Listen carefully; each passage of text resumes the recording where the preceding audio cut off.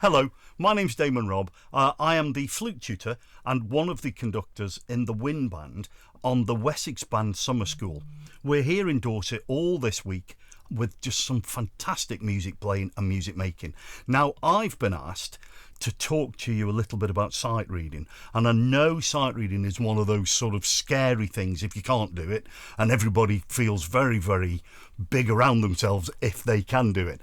There's no great mystery to sight reading. It's a practice.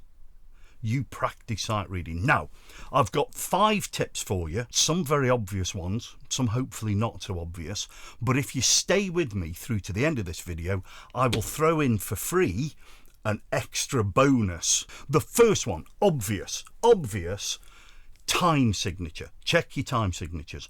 Work out if you've got 4 at the bottom, 8 at the bottom. Obviously that's going to change slightly.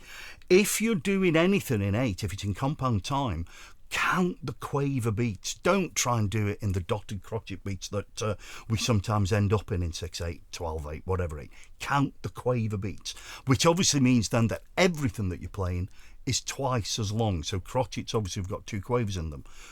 Minims have got 4 quavers in them. Dotted crotchets have got 3 quavers. So that's your first one. Along that, we've then talking about, this is number 2, we're talking about rhythm alongside the time signature. Don't just start and hope that you're going to get the rhythm right. If you've got time, sit, work out what the rhythm is doing to you. Count it out loud. 1, 2, and 3. 4 and. Use the count. Once you've counted it and you've worked out what's happening, tap the rhythm out. Clap it out, tap it on yourself. Do some means of getting that rhythm in your mind before you start. Rhythm is probably the most important thing. People know if you play a wrong note, but if you play a wrong rhythm, consequently, every note you're playing after that rhythm is a wrong note because you're playing it at the wrong time.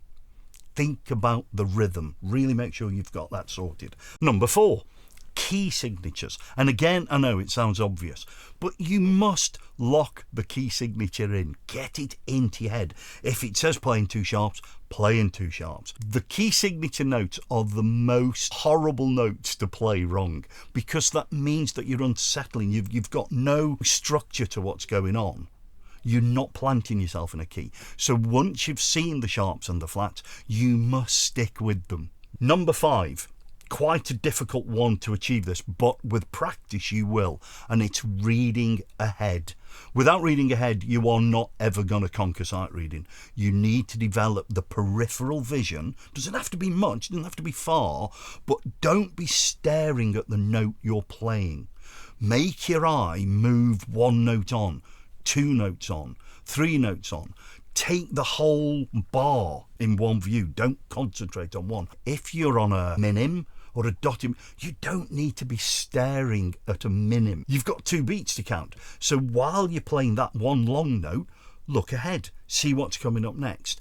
The reading ahead thing takes a lot of the anxiety out of sight reading because you know what's coming. Sight reading is about practice. It isn't something you're born being able to do. You practice sight reading just like you practice everything else. Back to the bonus, and it's not a biggie, but it is a good one. You need to play without stopping. Don't stop, or you're not sight reading. What you're actually doing is going back, putting it right. So you're just practicing a piece. You're not there to practice the piece. You're there to practice sight reading. Go along with some of the mistakes you make. If you play a wrong note, it's a wrong note. It's behind you. If the rhythm goes a bit awry, at this stage it doesn't matter. You're practicing sight reading. So don't stop. Practice, it makes permanent.